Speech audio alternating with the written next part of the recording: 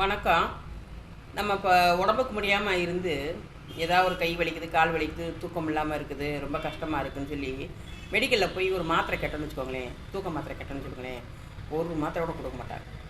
ஐயா என்ன தான் தெரிஞ்சவங்களாக இருந்தாலும் என்ன தான் கெஞ்சினாலும் ஒரு மாத்திரை கொடுங்கன்னாலும் கொடுக்கவே மாட்டாங்க. ஐயா இங்கே பாரியா எனக்கு புண்ணு இருக்கியா, தூக்கம் வரலையான்னு சொன்னோம்னாலும் கேட்க மாட்டாங்க. எந்த மெடிக்கலையுமே தூக்க மாத்திரை டாக்டர்கிட்ட எழுதி வாங்கிட்டு வந்தால் தான் தூக்க மாத்திரை கொடுக்குறாங்க. அப்படி ஒரு 4-5 கடைக்கு நானும் போய் அலைஞ்சு ஒரு சில நேரங்களில் கஷ்டத்தில் மாத்திரை கிடைக்க ரொம்ப கஷ்டப்பட்டிருக்கேன். டாக்டர்கிட்ட எழுதி வாங்கிட்டு வாங்க அப்படின்னு சொல்லுவாங்க. ஒரு தூக்க மாத்திரைக்கே அந்த பாடு. இப்போ வெப்சைட்டில் என்ன நடக்குதுன்னா, இந்த பூச்சிக்கொல்லி மருந்து, விஷ மருந்து, இந்த மாதிரி இந்த இது செடிகளுக்கு போடுற மருந்து, இந்த மாதிரி மருந்தெல்லாம் ஆன்லைன்லேயே நம்ம ஆர்டர் கொடுத்தோம்னா அதை கேட்குறவங்களுக்கு அப்படியே அனுப்பி விட்றாங்க.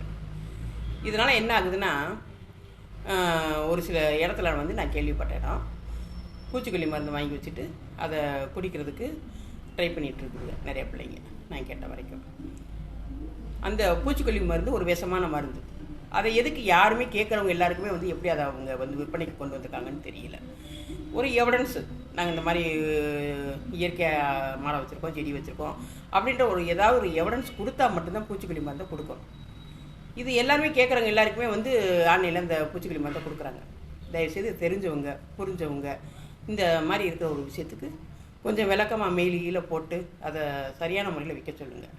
யாருக்குமே எல்லாருக்குமே அந்த பூச்சிக்கொல்லி மருந்து இதெல்லாம் கொடுக்கக்கூடாதுன்னு சொல்லி அந்த விற்பனைக்காரங்களுக்கு ஏதாவது ஒரு மூலியமாக நீங்கள் தெரியப்படுத்துங்க. விவசாயம் சார்ந்து விவசாயிகளாக இருக்காங்க, தேவையாக இருக்குன்னா அவங்களுக்கு மட்டும் கொடுக்குற மாதிரியான ஒரு இதை நீங்கள் சொல்லி இந்த வீடியோ பார்க்குறவங்க தெரிஞ்சுன்னா கொஞ்சம் சொல்லுங்கள். இதனால் எனக்கு தெரிஞ்சு நிறையா பிள்ளைங்க பாதிக்கப்படுதுங்க. சரிங்களா? அதனால் இதை கொஞ்சம் முடிஞ்சவங்க ஷேர் பண்ணி கொஞ்சம் சொல்லுங்கள். சரிங்களா?